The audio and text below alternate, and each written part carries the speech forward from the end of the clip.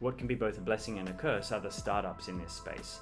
That you can look at a startup and say, hey, they're actually trying to revolutionize something, they're trying to disrupt, and all the associated buzzwords with startups, but they are trying to do something different with this technology, and that's where it gets very interesting. Unfortunately, along with those that are doing a real difference, you'll get those that are kind of saying they want to make a difference and just not really using the technology in a way that is necessarily disruptive, and it's just actually to benefit themselves. So it's been a bit of a minefield over the years, but seeing what people are doing and reading a lot of is probably the best advice I can give. That is James Zaki, and this is episode 15 of the Blockchain Pro podcast.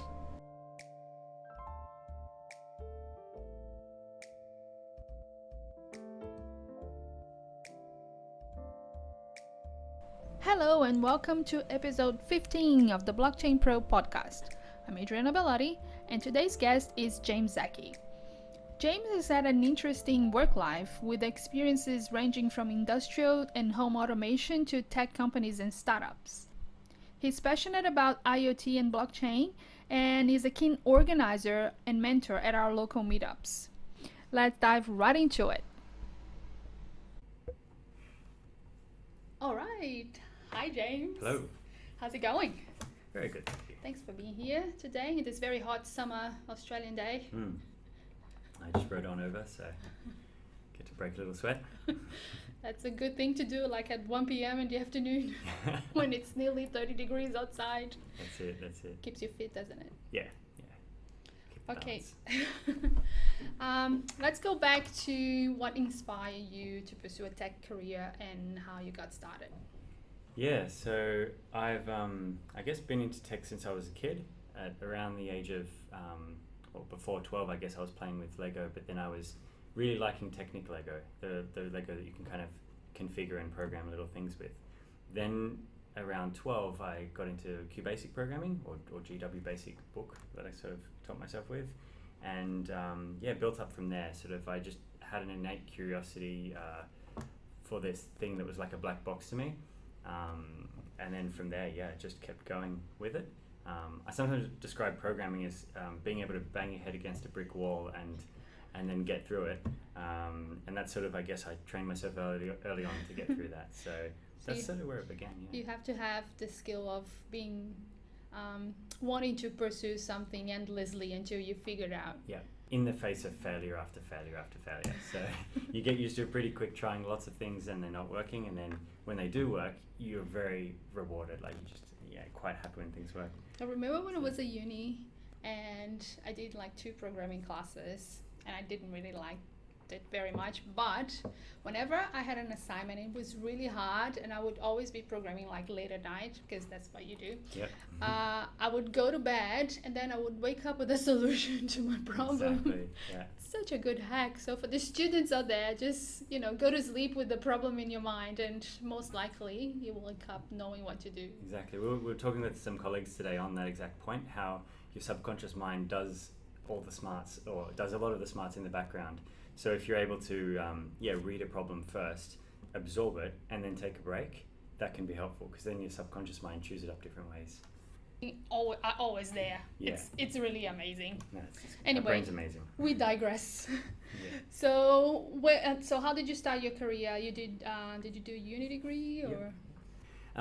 So I guess I started basically with the subjects leading up to university, where I just loaded them up to be very tech heavy. I did 4 unit math, 3 unit engineering science, 2 unit physics, 2 unit chemistry, which left very little room for humanities, but the obligatory ones were like 1 unit general studies and 2 unit general English. So I still remember that. But yeah, I loaded myself up very tech heavy in those final years, dropping French before that, which I was quite interested in at the time, but focus being on tech and with a bit of push from dad, that was the focus there. Then end of year 12, looking towards different degrees at different universities, between mechanical, mechatronics or computer science, and what combinations of those existed. And Sydney Uni had a good one for me at the time, which was a combined degree in mechatronic engineering with computer science. So then I could do some electrical, some machines, and programming of those, and then also pure software development as well. and so I did that and graduated 2003. And how did you start your career after that? Then I got into I guess I did work experience first, which was the 3 months before your final year of uni. So I did 3 months at basically it was a company that was inside the Kellogg's factory down at Botany. Okay. And so it was in industrial automation. So the interesting part with that is that it takes like a raw product like corn at the top floor of the building. Then through each level, it just gets refined and processed until at the very end, you're left with pallets of cornflakes boxes leaving on trucks. It's incredible that the machine that goes there, just a whole lot of corn at the top. It smells so nice. It does, yeah. It smells quite nice. Unlike breweries, not as good, nor the sewage plant that I did briefly as well. But yeah, my first job out of uni then was doing visual inspection systems on industrial production lines. So something like a bottle going past. They go past at quite a high frequency, and you don't want someone standing there checking the level of every bottle. So we set up a system with a light light behind the bottle and a camera in the front, such that it will snap an image at each bottle. So you've got to have that timed and in sync, and then you have some very fast image processing. And in those days, the computers aren't as strong as they are today. So you've got to be really efficient with processing the image to guess the level of it, to see the alignment of the bottle top, and then once you know that it's a pass or a fail, like if it's overfilled or underfilled, it's considered a fail. You then trigger a mechanism to jet off that bottle off the line. So it's very interesting work in terms of sort of what was the fail rate? Not very much. Okay, that's good. There is an interesting story if you want to hear around the sort of the biscuit cheese snack packets, and we had a camera that was looking at those as well. And what would sometimes happen is that a biscuit would get crushed in the cheese, so the camera would detect these shadows and these darker colours inside the cheese, and then blow it off the production line with a kind of pneumatic jet. Then when the product changed its cheese to be cheese and chives, you then had every packet just being blown off because it saw the shadows of the chives, thinking it was broken biscuit. So yeah, it's an early lesson in, like, you can tell a machine what to do, but it might not do what you think it should do. Yeah. So, well, machines only do what they're programmed to, right? Exactly. Yeah. So you're working with all these fabulous production line things, and how did you discover blockchain? Yeah, I guess from at first it was at first I discovered I'd say I went more into app development first. So moving out of industrial automation into embedded systems, and then some wearable ideas, and then developing the firmware for those machines. After that, got into app development, because at the time the first apps were quite resource constrained. So resource constrained device is something that where you have to be quite considerate of memory. So that was my background before then. So getting into apps early days, that was valuable. And then as apps got more and more sophisticated, you had web developers able to write apps for iOS and Android quite easily without needing to consider those lower level things. And that was around the time I happened to have discovered, I guess, Ethereum at that point. So then I looked towards the technology in general, like blockchain technologies, decentralized technologies at that point, and saw, okay, this is something that is meaningful. It's something that could be quite transformative. So I then pursued it further. And how was the journey? I guess it was, everyone describes it as falling down the rabbit hole. Yes. So it was very much that, like I have to say, when I first discovered it, it was via a colleague in 2014, and I unfortunately did nothing with that. He came in all excited about Bitcoin, saying, oh, there's this digital money called Bitcoin, there's going to be these ATMs that you can put in cash and get Bitcoin, and I took him as a bit of a crackpot at the time, but I guess I was the fool after that. So I did nothing with that at 2014. Then, early 2017, I had been encouraged to go to this talk, and it was Luke Anderson who was presenting. He's got a background in security, and he was talking about Ethereum, or I think specifically Ethereum, but maybe it was general blockchain as well. And I got the gist of it then, and I thought, this is kind of interesting, and I definitely wanted to know more. So I probed him a bit more, and some others in the community reaching out. Then I discovered Boki's workshops, that he would meet up in the middle of the day talking about Ethereum. And I thought, okay, I can make time for this. And then quite quickly I kind of realized this is something I want/need to do, to be on the next thing. So it was a bit of deja vu for when I first got into iOS apps, and now that it's it's the early days of blockchain technologies, it feels the same to me. This is like just another wave that I'm at the beginning of, that I just know that I need to keep up to speed with quickly and make it do something. And what tools or resources do you use that help you stay on top of these new developments? Lots of reading. It's hard to list all the tools. I've basically put a note to say lots of reading. So there's many different channels out there, and it's always changing. I think there's some good Medium articles out there on practical topics. So there's that. There's certain repositories that talk about technical specifications, so that could be interesting as well. But what can be both a blessing and a curse are the startups in this space. That you can look at a startup and say, hey, they're actually trying to revolutionize something, they're trying to disrupt, and all the associated buzzwords with startups, but they are trying to do something different with this technology, and that's where it gets very interesting. Unfortunately, along with those that are doing a real difference, you'll get those that are kind of saying they want to make a difference and just not really using the technology in a way that is necessarily disruptive, and it's just actually to benefit themselves. So it's been a bit of a minefield over the years, but seeing what people are doing and reading a lot of is probably the best advice I can give. Read fast and a lot. That's it, yeah. Join some Telegram groups on different topics and read those. Yeah, join the conversation, right? Join the meetups. Meetups, absolutely, yeah. Code togethers. Yep, so doing some code togethers. What is your favorite thing about blockchain? If there's just one thing. I think, it's anticipating how it can change things in the future. Like it has, I believe it has a disruptive impact. Like there is potential for disruption in certain industries, but I guess we're not going to see it take full effect until maybe 5 to 10 years. But in the meantime, there's going to be a lot of things starting in that direction. Right now, we're sort of seeing existing solutions, like centralized solutions, existing on decentralized technologies. And that's, I believe, okay for now. And as long as they're looking towards transition towards decentralized models from early on, you're not going to get too stuck in business as usual, but you will be able to entertain this disruptive model of what might be decentralized governance. Why do you think decentralization is so important? I guess I wrote a Medium article, I think it's Blockchain in 300 Words, and in there I sort of describe, or I refer to when Bitcoin began. And it was interesting to look back at it. Was around the time of the GFC, when the banks were getting bailed out by taxpayer dollars for the risks that they took at the expense of consumers. So that made a solid case of saying, hey, this system that we rely on so heavily isn't necessarily all that good. And we've had results from the Royal Commission just come out in Australia, likewise sort of saying these big four aren't really doing things in our best interest all the time. Well, I presume most of the time, but maybe not. Maybe I'm being optimistic there. But there's a lot of foul play, if you will, that was discovered, and management knowing that that's happening. So it's a potential to get away from that dependency, but also a way of rethinking how organizations are structured.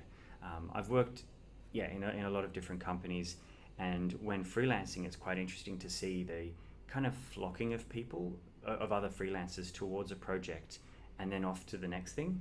And it's quite beautiful, because you're not obliged, like in a company, to be working alongside someone, but in a way you're choosing to work together on that project. And it might be just a short project, but everyone has a journey. Like everyone's come from another project and everyone's going to another one after that. And it's just quite beautiful that for that moment you can work together and achieve something that's quite, like in this industry, it was quite a spectacular thing. And then after that you go your own way, and know that in the future you may work together again, but there's no structure to it. But I can understand that there'll be some listeners out there who might think, well, that's too structureless. But I think once you get a taste of freedom and knowing that you have some skills that you can share with others, and you can work with other people and they can work with you, then the world's your oyster after that. That's a beautiful thing. Yeah.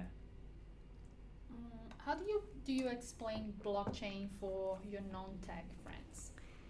Yeah, I have looked at a few of the blockchain, what do you call them, the flow diagrams, and there can be some complex ones out there saying when do you do or don't need a blockchain. And I did kind of summarize this much simpler graph, but it sort of comes down to multiple people who don't trust each other, who want to write to a common data store without a trusted third party. It was basically this flow diagram with 4 questions in it, and only if you answered the 4 a certain way, then you'd need a blockchain. Any other scenario, you don't necessarily need one.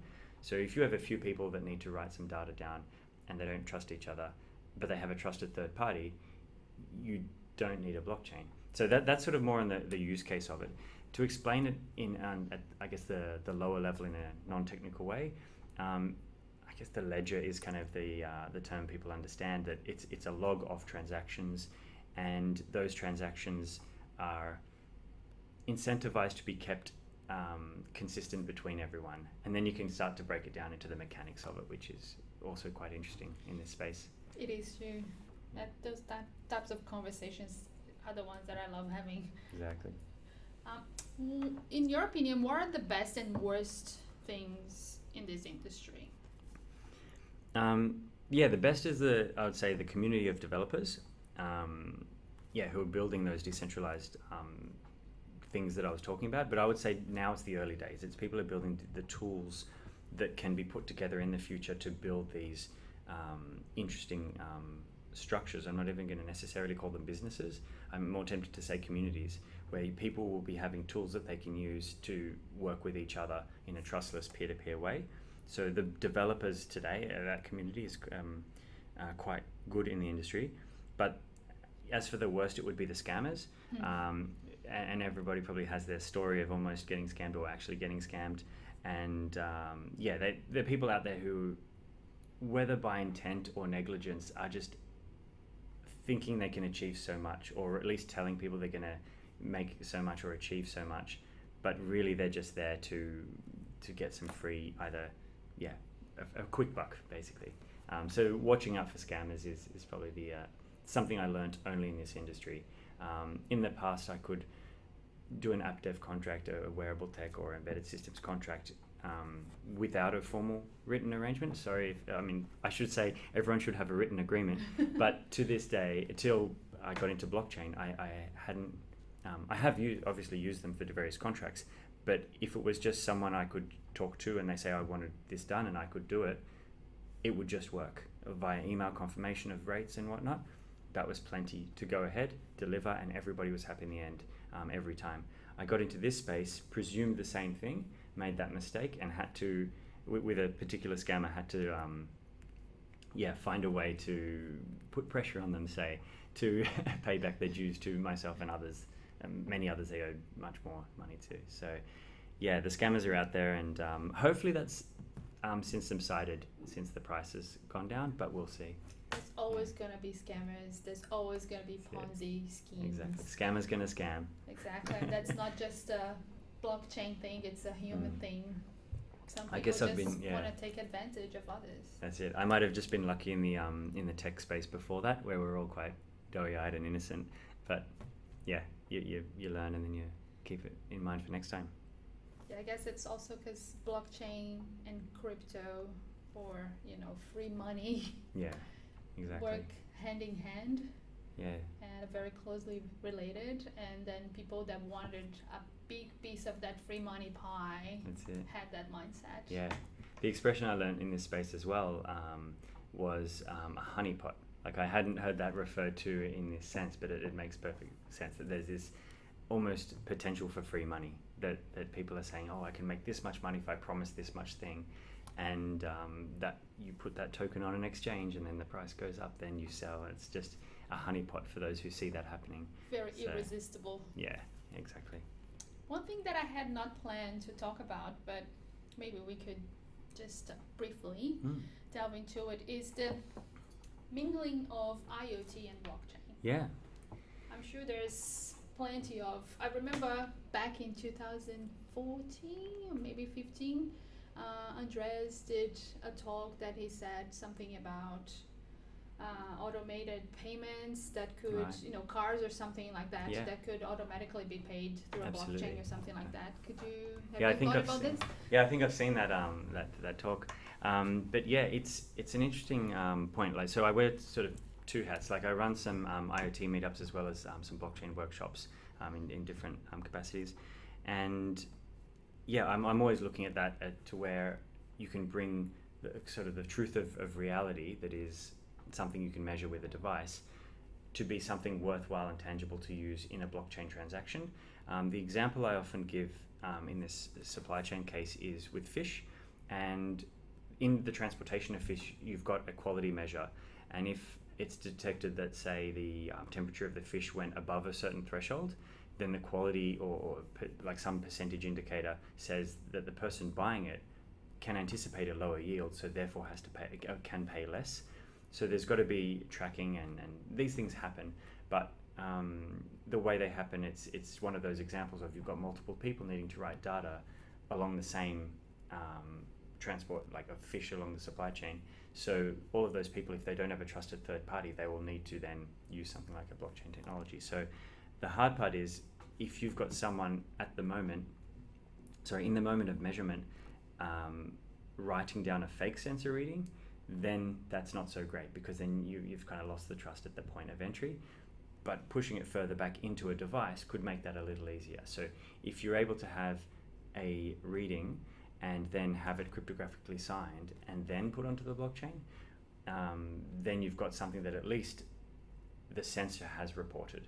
If they've gone and put the sensor in a cold bucket of ice versus the fish, well, again, you can't really stop that, but you can push it out as far as you can, and have, like in other industrial systems, you have maintenance checks and things like that. So you can always have audits and checkups. And cameras, making sure that, it's not the person putting the sensor on the ice bucket. Exactly. But then you could get something like people faking images of them reading the sensor. Yes. But it's always that next level. As long as, I think this is the way these things work, is as long as it's more complex to fake the system than it is to just the cost of actually reporting it honestly, then people probably won't bother. That's the ideal. If they've really stuffed up a batch of fish, then I'm sure they're going to go to great lengths to fake the sensors.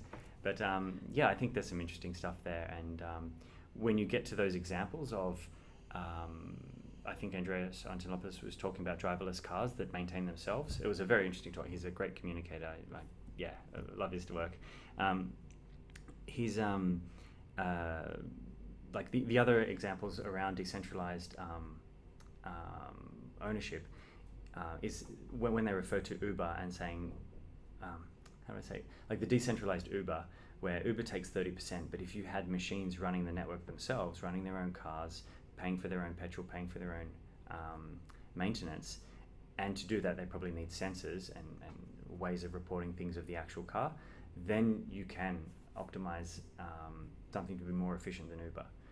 But that's still probably a little whiles away, and a lot of interesting tech to get there. It's the merge of the Internet of Things with the Internet of Money. Exactly, yes. Quite interesting times. Yeah, can't wait to see what it will become. Me neither. So, okay, tips for noobs. Tips for noobs, I would say read. Lots of reading. And find people in your community. Like we said before, the meetups. You just want to find people who are aligned, who are willing to learn, who want to learn, who are keen to share their learnings. And fortunately, in the open source space, you find a lot of those. There will always be, companies with protected interests building proprietary things that they can't share, but still people from those companies can come out and share certain things and give talks. So there's a lot of people out there in various capacities who can share content, and wherever you can meet people face to face and have those chats, it's that's really good. It's wonderful. It's a wonderful community. Yeah, I think we're lucky here. But we are. I'm around the world. I've been to meetups in different cities, in different countries, and community is always the best part of it. It's almost like a small global family in a way. It gets that way when it's a new thing. There are some people in South Africa who are organising a Ethereum organisers group, and through them, I've just moderated one of their calls. I've sat in on another call, and we're planning the next call. It's just another group of people who are very nice and very keen to develop community engagement and to do more with communities. Other groups around, like at the Web3 Summit, there was the education ring, and from that there was the developer education ring, and then a group of us formed around that. and we started pulling together resources of educational resources as well. So there's a lot of work to be done, but still a lot of people out there willing to help out. That's awesome. Any final words of wisdom? I think that's about it. I mean, I was going to say learn coding, but that's that's what I'll say to everything. But I mean, always take a look under the hood. Like wherever there's some application or something you're using or a tool you're using, it doesn't hurt to look that next layer or two deep to understand the mechanisms behind it. It will both, I guess, enrich what you can do with those things, but then also prevent you from misunderstanding and being misled. But yeah, always look the next layer deep. And contribute to open source. Exactly. Open source is the awesome source. Awesome, thank you. Thank you, James. My pleasure. And that was James Zaki. You can get in touch with James on Twitter at James_Zaki, at JAMES_ZAKI.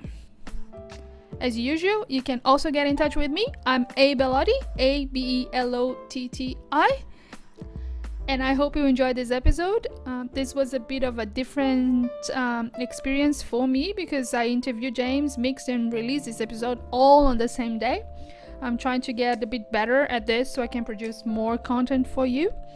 If you enjoyed this episode, please share it. And if you have a couple of minutes, write a review. That always makes my day.